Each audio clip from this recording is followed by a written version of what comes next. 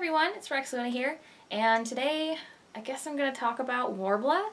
Not so much a tutorial or anything, but just kind of things I learned from working with it with the project I just did that I didn't know before.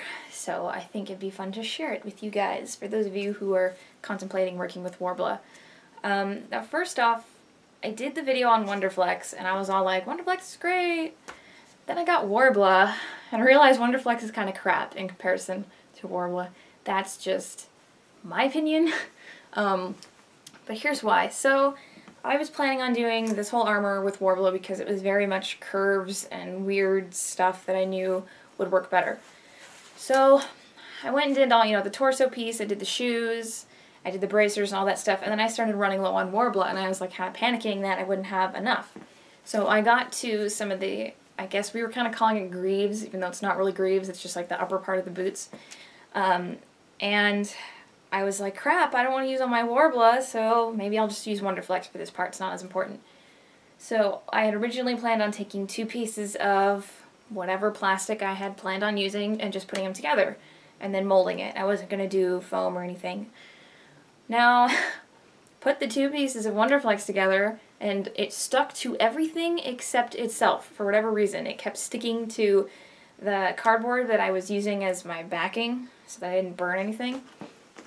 And so when I tried to pinch the edges to close them, it just did not want to do that. It took a lot more work, and it was a lot more flimsy, where when you heat up Worbla, there's a little more substance to it. It doesn't just kind of fall apart. I don't really know how to explain it. You'll know if you try it. So I just kind of scratched that. I just said, screw it, I'm not doing that because that's too much of a pain. So I ended up actually taking foam and then heating up the Worbla and wrapping it around the edges, and that worked 10 times better than what I was doing with the Wonderflex. So I don't know. I did manage to do one part out of Wonderflex, which is on the boots. There's crisscross that goes across the ankle part, I guess, in the front. So one side is done with Worbla and one side is done with Wonderflex, and the Wonderflex is a lot smoother on the outside, so it doesn't take as much or as many coats of primer, or in my case wood glue, than the Worbla does, which actually became a problem because with the Worbla I didn't have enough time to coat everything, and some of the stuff I had was shaped a little bit weird, so I couldn't get it to coat without dripping off the bottom. So that's the one downside to Worbla, is it does take a lot more to get a nice smooth finish, but I think it's worth it. Also found out Worbla sticks to whatever you want it to stick to, but only that. So when I was heating it up, even when the sticky side was down and I was superheating it, it wouldn't get stuck to the cardboard. I mean, it would stick, and if I pushed really hard, it would be maybe a little hard to pull it off, but I didn't really come across situations where I ripped the Worbla because it was stuck to things I didn't want it to stick to, where when I do the same thing with Wonderflex, it just rips apart. So, yeah, keep that in mind, I guess. But I got it to stick to my shoes, and this is the second pair of shoes I've actually done boot armor type Worbla stuff on, which is, I have the other video on it, and I've had no problems getting it to stick. It's great. But I was concerned it wouldn't stick to the bra, which is what I was using as the base for the breastplate slash torso thing, whatever you want to call it. And it stuck immediately, the first try. I didn't have any problems. There were a couple spots up on this section of the bra where it would get kind of loose, but that's because it was being stretched, but it wasn't enough that it mattered, it wasn't popping off. So that made things so much easier because that's how I had planned on doing it, and it actually worked how I planned, which doesn't happen much. So there's that. And it does well when you mix it with the Deco Art or the Friendly Plastic. So I coated the bra completely in Deco Art and Friendly Plastic, and then I did the upper part of the torso, or the middle part of the torso, I guess, had raised design, so I did it with that. And the only time I saw an issue is if the specific piece of Friendly Plastic or whatever that I had was too wet, it wouldn't stick. But other than that, it stuck perfectly fine. I was able to blend the edges to make it a nice, smooth, flush edge, so that was awesome. One thing I did learn that kind of sucked is Worbla is actually not indestructible. So on my side piece, I have this big gem-looking thing, it's about that big, and then there would be this little piece that came out It's just how it was. And at that, like, I don't know what you really want to call it. It's like where those two pieces would meet potentially if they weren't all in one piece. It was really weak. And I actually bumped it on something by accident in the process of making it, and it kind of cracked.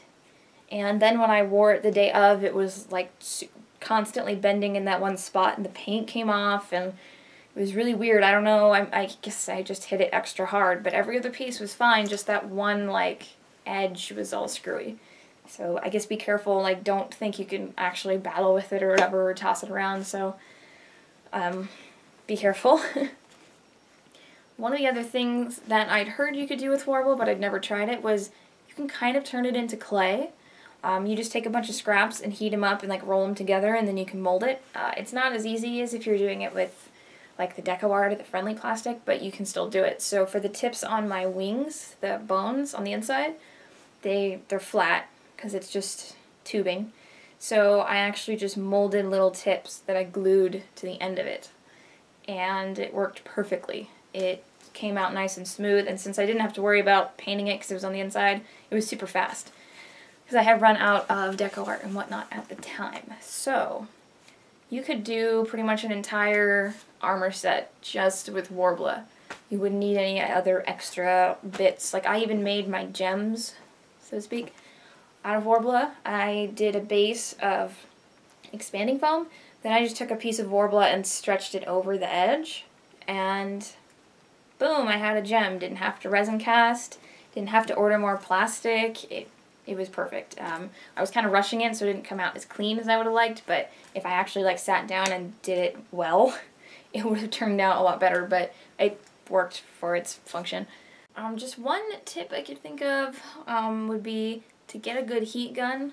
It's not really like things I learned about Worbla, but I was using this smaller one that I got from the stamp section of Joann's, and it worked. It just took a long time to heat things up. So in the, like, getting later into making the costume, when I'd have to reheat a whole thing to fix it, and it was taking forever to heat, it got really frustrating. So I just went out and bought a gun, which was $20-ish. It's from the paint section in Home Depot, because you can use it to heat paint chips off. Works so much better, way more powerful, heats up a lot faster. I'll probably still keep the small one for travel, but I don't know when I ever need to fix something like that on the fly, because if you heat it up when it's painted, the paint cracks, obviously. But yeah, I would invest in a better gun because it seriously will speed your process up. Also, since I used both Worbla's Deco Art and friendly plastic beads, I noticed there were a couple of slight differences between the two. I mean, they look exactly the same, they function exactly the same, but I did notice that the friendly plastic is stickier. So in the instructions, when you're working with these beads, they tell you, wet your fingers so that when you're molding, it doesn't get stuck to you. Now, I didn't do that with the Deco Art because I didn't feel like it, I don't know. And I never had a problem, it never stuck to me once. But I did the same thing with the friendly plastic, and I actually, it stuck to my skin, so I had to wait for it to cool completely before I could pull it off of my skin. Sounds really gross, but whatever. I'd also get it stuck to my fingernail, which was a lot harder to get off. So I did have to wet my fingers, but then the material was hot, so then my fingers would burn. So I would personally go for Worbla's Deco Art over friendly plastic, but it is a lot harder to come by. So just keep it in mind if you end up using it. Alright, so that's really all I can think of at the moment. I didn't actually write anything down, I'm just kind of going off the top of my head because I've got a lot of stuff to do. But if you have any questions, as always, feel free to ask. I'll put the links below to where you can buy the Worbla and the Deco Art. You can only actually get the Deco Art from the German site, so I think the shipping's a little higher, obviously, if you don't live in Germany. But the place in America that sells Worbla does not sell the Deco Art, but they do sell friendly plastic. So thanks for watching. Bye!